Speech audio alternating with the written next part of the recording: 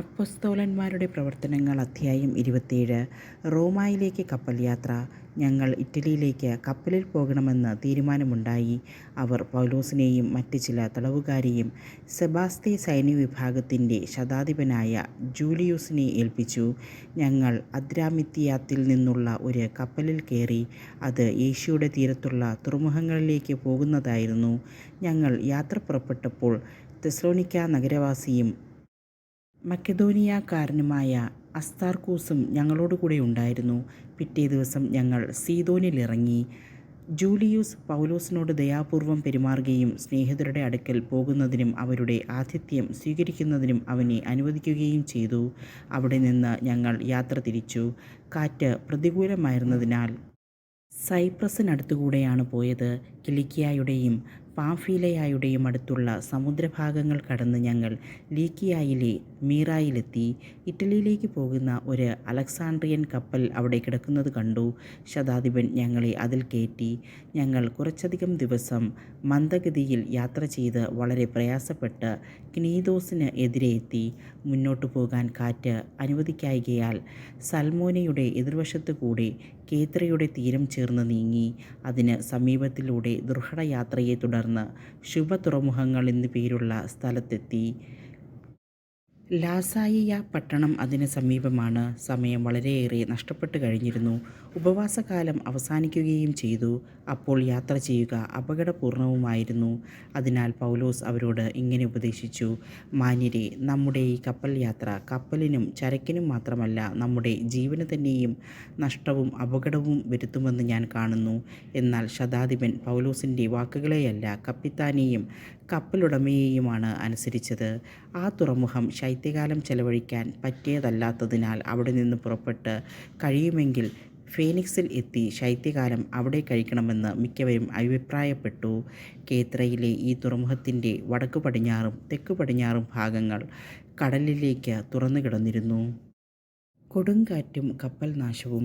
തെക്കൻ കാറ്റ് മന്ദമായി വീശിത്തുടങ്ങിയപ്പോൾ തങ്ങളുടെ ദേശം സാധ്യത പ്രായമായി എന്ന ചിന്തയോടെ അവർ നങ്കൂരമുയർത്തി കേത്രയുടെ തീരം ചേർന്ന് യാത്ര തുടർന്നു.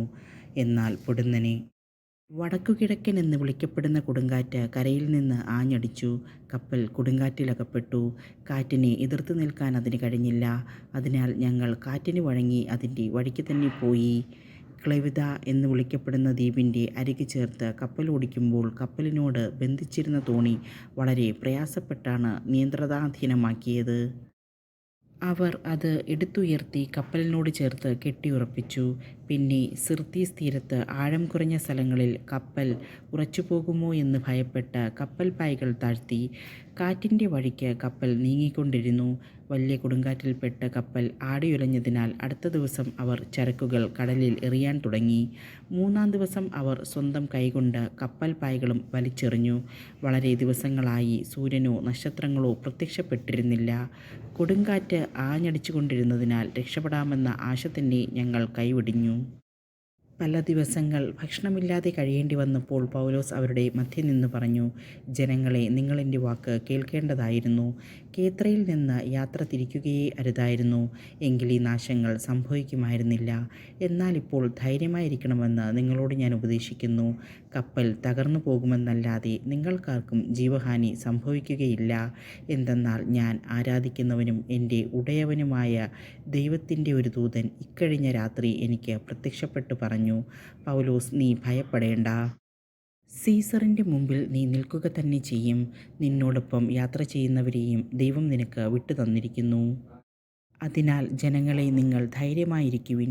എന്നോട് പറഞ്ഞതെല്ലാം അതുപോലെ സംഭവിക്കുമെന്ന് എൻ്റെ ദൈവത്തിൽ ഞാൻ വിശ്വസിക്കുന്നു. ഒരു ദ്വീപിൽ നാം ചെന്നു പറ്റും. 14-ാമത്തെ രാത്രി അദ്രിയ കടലിലൂടെ ഞങ്ങൾ ഒഴുകി നീങ്ങുകയായിരുന്നു. ഏകദേശം അർദ്ധരാത്രിയായതോടെ തങ്ങൾ കരയെ സമീപിക്കുകയാണെന്ന് നാവികർക്ക് തോന്നി.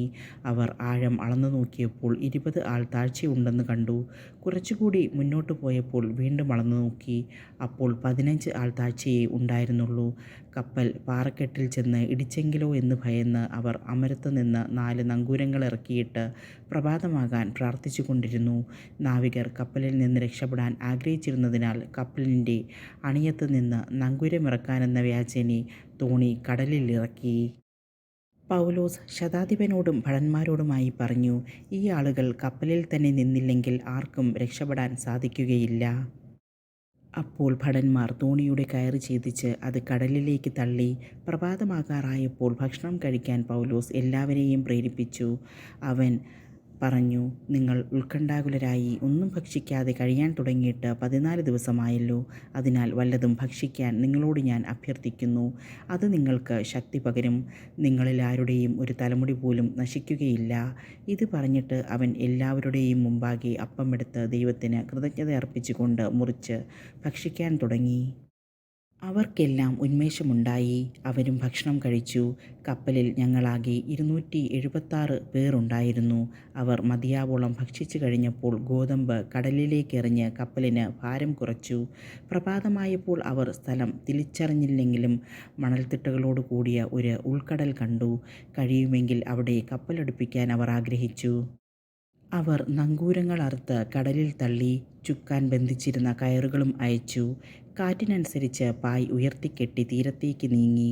മുമ്പോട്ട് നീങ്ങിയ കപ്പൽ തള്ളി നിന്ന തിട്ടയിൽ ചെന്നുറച്ചു. കപ്പലിൻ്റെ അണിയം മണ്ണിൽ പുതഞ്ഞ് ചലനരഹിതമായി. അമരം തിരമാലയിൽപ്പെട്ട് തകർന്നുപോയി. തടവുകാർ നീന്തി രക്ഷപ്പെടാതിരിക്കാൻ അവരെ കൊന്നുകളയണമെന്നായിരുന്നു ഭടന്മാരുടെ തീരുമാനം. പൗലോസിനെ രക്ഷിക്കണമെന്നാഗ്രഹിച്ച ശതാധിപൻ ആ ഉദ്യമത്തിൽ നിന്ന് അവരെ തടഞ്ഞു. നീന്തൽ വശമുള്ളവരെല്ലാം ആദ്യം കപ്പലിൽ നിന്ന് ചാടിയും മറ്റുള്ളവർ പലകകളിലോ കപ്പലിൻ്റെ കഷ്ണങ്ങളിലോ പിടിച്ചും നീന്തി കരപറ്റാൻ അവൻ ആജ്ഞാപിച്ചു. അങ്ങനെ എല്ലാവരും സുരക്ഷിതരായി കരയിലെത്തി.